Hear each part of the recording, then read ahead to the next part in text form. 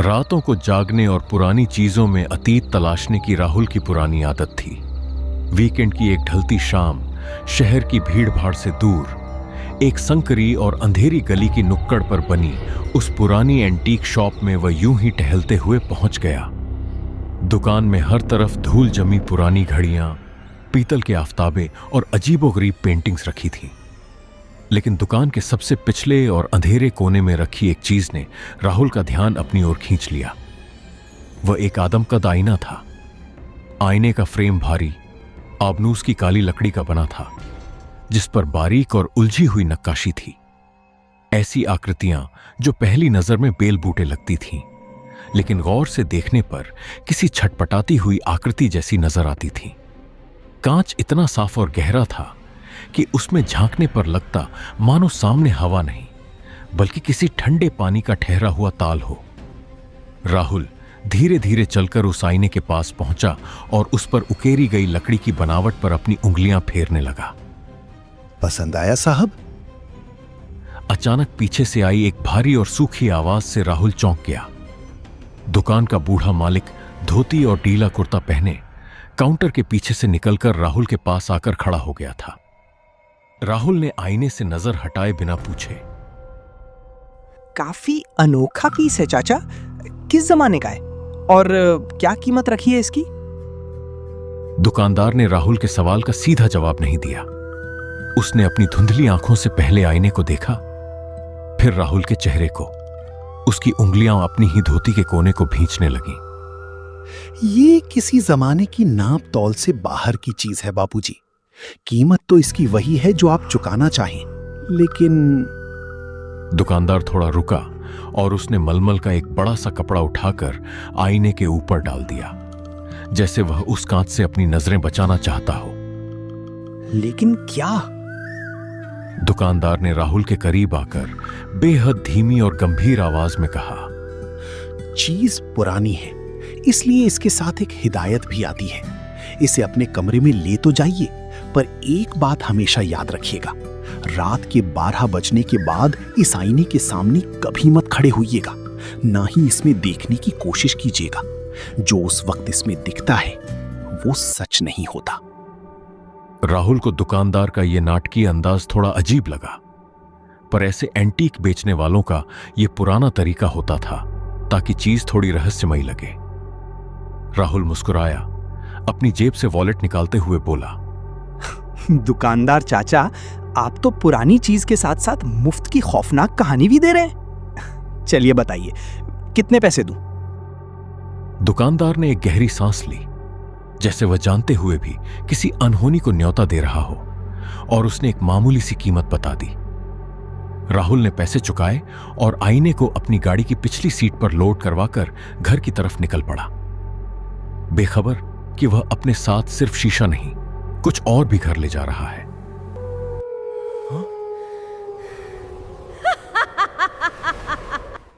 घर पहुंचकर राहुल ने उस भारी आईने को अपने बेडरूम की मुख्य दीवार पर टांग दिया। रात के लगभग 11 बज रहे थे। कमरा हमेशा की तरह शांत था, पर उस आईने के लगते ही माहौल में एक अजीब सा भारीपन आ गया था। राहुल ने लाइट बुझाई और बेड पर लेट गया। दीवार पर टंगा आईना खिड़की से आती हल्की चांदनी में रह रहकर चमक उठता था। राहुल की आंखें बार बार उसी तरफ जा रही थीं। दुकानदार की बात उसके दिमाग में बार बार गूंज रही थी, रात के 12 बजे के बाद इसके सामने मत खड़े होना। राहुल मन ही मन मुस्कुराया। इंसानी दिमाग भी अजीब है, जिस चीज के लिए मना किया जाए वही करने का मन करता है। उसने अपने फोन में देखा, घड़ी में टाइम हो रहा था 11:59 PM।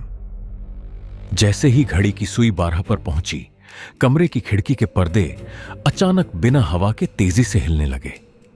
कमरे का तापमान इतनी तेजी से गिरा कि राहुल को अपनी सांसों की भाप साफ दिखाई देने लगी। नाइट लैंप की नीली रोशनी एक दो बार टिमटिमानी और फिर पूरी तरह बुझ गई। राहुल झटके से बेड पर उठकर बैठ गया। उसकी नजर सीधे आईने पर पड़ी। आईने का साफ कांच धीरे धीरे धुंधला होने लगा था, मानो अंदर कोई गर्म भाप जम रही हो। और फिर उस सफेद धुंध के पीछे से एक आकृति उभरने लगी। वह एक लड़की थी। उसके रेशम से लंबे काले बाल कंधों पर बिखरे हुए थे। उसकी आंखें इतनी गहरी और चमकती हुई थीं कि कोई भी उसमें खो जाए। उसके चेहरे पर एक बेहद मासूम पर नशीली मुस्कान थी। राहुल का दिल जोर जोर से धड़कने लगा। उसने झटके से मुड़कर अपने खाली बेडरूम को देखा। कमरे में उसके अलावा कोई नहीं था। दरवाजा अंदर से लॉक था। वह लड़की सिर्फ और सिर्फ आईने के अंदर खड़ी थी। राहुल डर के मारे कांपते हुए पीछे हटने लगा। तभी आईने के भीतर से एक आवाज आई, डरिए मत राहुल, मैं इतने सालों से इस अंधेरे में अकेली थी, क्या आप मुझसे थोड़ी सी बात भी नहीं करेंगे? वह आवाज इतनी मीठी और सुरीली थी कि सीधे दिल में उतरती महसूस हुई, लेकिन उसमें एक हल्की सी गूंज भी थी, जैसे कोई गहरे खाली कमरे में बोल रहा हो। राहुल का डर धीरे धीरे गायब होने लगा और उसकी जगह एक अजीब से सम्मोहन ने ले ली। वह सम्मोहित सा होकर धीरे धीरे आईने के करीब गया और कांच के सामने खड़ा हो गया। उस रात राहुल सुबह के 3 बजे तक उस आईने के सामने बैठकर उस लड़की से बातें करता रहा। दिन बीतने लगे। राहुल की रोजमर्रा की जिंदगी अब पूरी तरह बदल चुकी थी।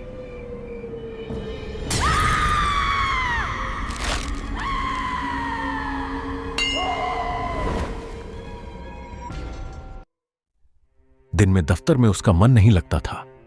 उसका ध्यान बस इस बात पर रहता था कि कब रात के 12 बजेंगे और वह अपने कमरे का दरवाजा बंद करेगा।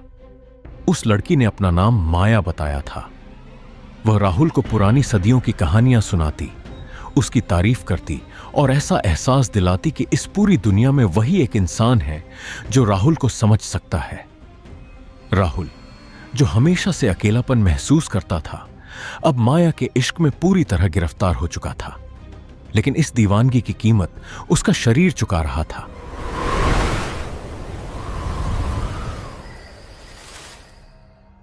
हफ्ते 10 दिन के भीतर राहुल का चेहरा बुरी तरह ढल गया।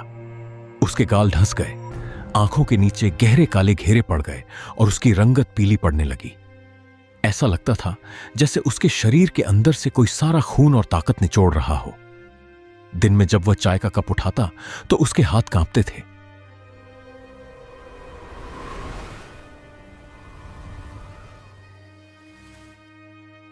एक रात लगभग 2:30 बजे राहुल की नींद अचानक खुली।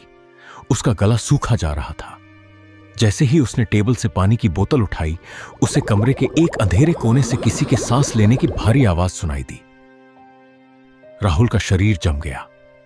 उसने डरते डरते आईने की तरफ देखा। आईना खाली था, माया वहां नहीं थी। और तभी सन्नाटे को चीरती हुई एक भयानक कर्कश हंसी पूरे कमरे में गूंज उठी। वह हंसी किसी औरत की थी, लेकिन उसमें इतनी दरिंदगी और वहशियत थी कि राहुल के रोंगटे खड़े हो गए।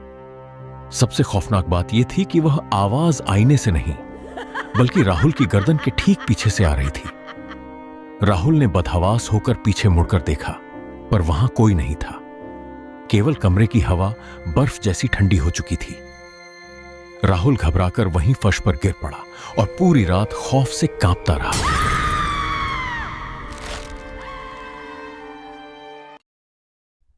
अगली सुबह राहुल ढाते कदमों से उसी एंटीक शॉप पर पहुंचा।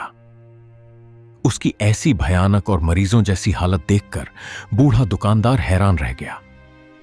राहुल ने आगे बढ़कर कांपते हाथों से दुकानदार का कॉलर पकड़ लिया और बदहवास होकर चिल्लाया, कौन है वो? क्या है उस आईने में? तुमने मुझसे क्या छुपाया था? बताओ मुझे। दुकानदार ने राहुल का हाथ हटाया और एक ठंडी सांस ली। उसकी आंखों में तरस और डर दोनों थे। मैंने तुम्हें चेतावनी दी थी बाबूजी। वो कोई मासूम लड़की नहीं है, वो एक पिशाचिन है। 100 साल पहले एक तांत्रिक ने उसकी आत्मा को उस आईने के अंदर तंत्र विद्या से कैद कर दिया था। उस कैद से बाहर निकलने का सिर्फ एक ही तरीका है, किसी जिंदा इंसान की आत्मा और उसकी जीवन शक्ति। वो पहले अपने रूप और मीठी बातों से शिकार को फंसाती है ताकि इंसान का दिमाग उस पर से ढाल हटा ले। जैसे जैसे तुम उसके प्यार में डूबते गए, वो हर रात तुम्हारी सांसें और ताकत खींचती रही। और अब क्या होगा? जिस दिन तुम्हारा शरीर पूरी तरह कमजोर हो जाएगा, वो तुम्हारी आत्मा को खींचकर आईने के अंदर कैद कर देगी और तुम्हारी जगह खुद इंसानी रूप लेकर इस दुनिया में बाहर आ जाएगी। इससे बचने का कोई रास्ता? मैं उस आईने को फेंक दूंगा, तोड़ दूंगा। फेंकने से कुछ नहीं होगा। रात के 12 बजने से पहले तुम्हें उस आईने के बीचों बीच प्रहार करके उसे नष्ट करना होगा। लेकिन याद रखना बाबूजी, वो तुम्हें ऐसा आसानी से नहीं करने देगी। वो अपनी पूरी ताकत लगाएगी।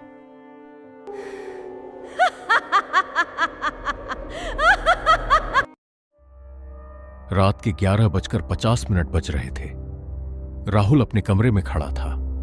उसके दोनों हाथों में लोहे की एक भारी रॉड थी। पसीना उसके माथे से बहकर आंखों में जा रहा था। सामने दीवार पर वही आदमकद आईना टंगा हुआ था। घड़ी की टिक टिक की आवाज किसी बम के टाइमर जैसी लग रही थी। 11:58 PM। राहुल ने रॉड को कसकर पकड़ा और आईने की तरफ बढ़ा। तभी आईने के अंदर का मंजर बदलने लगा। खूबसूरत माया का चेहरा गलने लगा। उसकी गोरी त्वचा सड़कर काली और सूखी छाल जैसी होने लगी। आंखें गड्ढों में धंस गईं और उनमें से गाढ़ा खून बहने लगा। उसके मुंह से लंबे, नुकीले और गंदे दांत बाहर निकल आए। राहुल, तुम बहुत देर कर चुके हो। तुम्हारी आधी आत्मा तो पहले ही मेरी हो चुकी है। अचानक कमरे की खिड़कियां जोर जोर से टकराने लगीं। कमरे की बत्ती बुझ गई। राहुल को लगा जैसे कोई अदृश्य भारी हाथ उसकी गर्दन को दबा रहा हो। उसकी सांसें रुकने लगीं, घुटने जमीन पर टिकने लगे और हाथ से लोहे की रॉड छूटने लगी। नहीं, आज नहीं। राहुल ने अपनी बची कुची पूरी इंसानी ताकत को बटोरा। एक जोरदार चीख मारी और उठकर रॉड को सीधे आईने के ठीक बीच में दे मारा। एक कान फाड़ देने वाला सन्नाटा चीरता हुआ धमाका हुआ, लेकिन शीशे के टुकड़े जमीन पर बिखरने के बजाय आईने की दरारों में से गाढ़ा, बदबूदार लाल खून फव्वारे की तरह बाहर बहने लगा। पूरा फर्श खून से भर गया। आईने के अंदर से एक ऐसी दिल दहला देने वाली चीख निकली जिसने राहुल के कानों को सुन्न कर दिया। कमरे में पूरी तरह अंधेरा छा गया और राहुल बेसुध होकर खून से सने फर्श पर गिर पड़ा। अगले दिन दोपहर तक जब राहुल दफ्तर नहीं पहुंचा और न ही उसने किसी का फोन उठाया, तो उसके दोस्त और पुलिस उसके घर पहुंचे। काफी देर तक दरवाजा खटखटाने के बाद भी जब कोई जवाब नहीं मिला, तो पुलिस ने दरवाजा तोड़ दिया।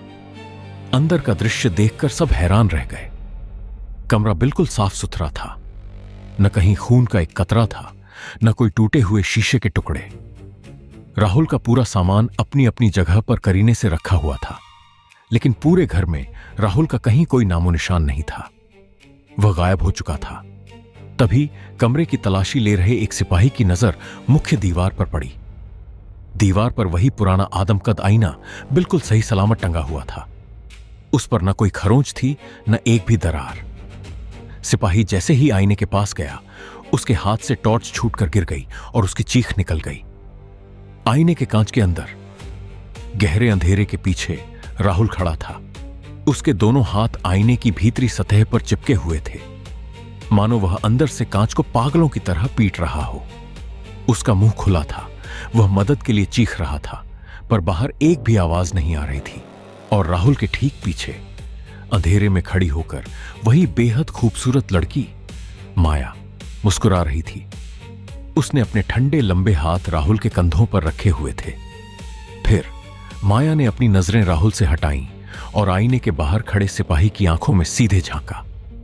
उसके लाल होठों पर एक शैतानी मुस्कान उभरी और आईने के कांच पर अपने आप धुंध से एक वाक्य उकेर कर लिखा गया, अब अगले शिकार का इंतजार है।